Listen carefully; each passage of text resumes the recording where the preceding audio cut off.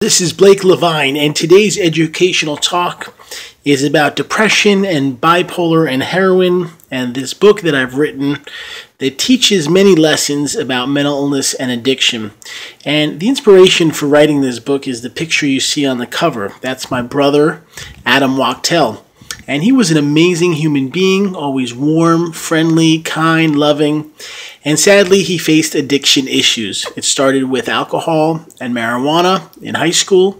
It would lead to lots of other types of drugs, lots of partying, things like Molly, and eventually opiates, and then heroin. And sadly, at age 27, about 2.5 years ago, he died of a heroin overdose.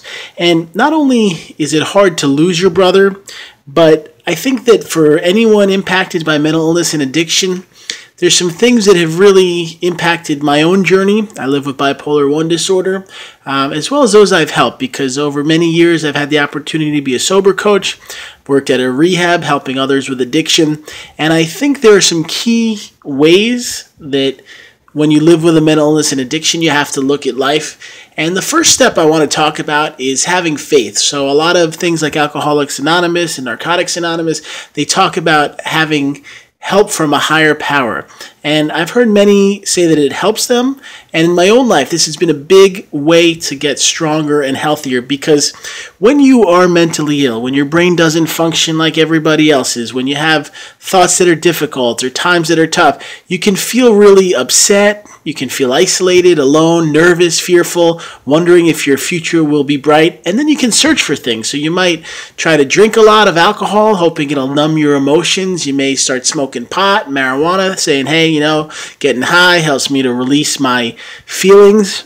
You may go into other drugs like cocaine, ecstasy, and even heroin. But sadly, all those things are a dark, negative place that will not, in the long run, help you. So the question is, what can you search for when you are feeling sad, when you are upset, when you don't know how to get through another day? What can you do? Well, in my own life, I started a relationship with God, and it's grown stronger and stronger every day. I'm often praying. I'm praying for other people, for myself, for those I know, and even some that I haven't even met, because I believe that faith and prayer is one of the best tools to help us get through difficult times. And I think there's been days where I wonder, hey, is it all going to work out? Or how am I going to get through this? Or can I overcome that obstacle? And having a relationship with God allows you to deal with what you're facing. And in my own life, there's been some really difficult days. Times I said, I don't know if I can pay my bills this month, or I'm not sure if I can handle all the stress and pressure I'm under. And when my brother died, I don't know if I can handle not having him ever again, and that he's dead, and that I have to face that he's gone for the rest of my life. But having a relationship with God, it was the one thing that I could hold on to. It could allow me to feel stronger. It gave me a connection with optimism, with hope, with love. I knew that even if other people didn't like me or thought I wasn't a good person, that I don't need their approval, that God is the only one who has an opinion that really matters.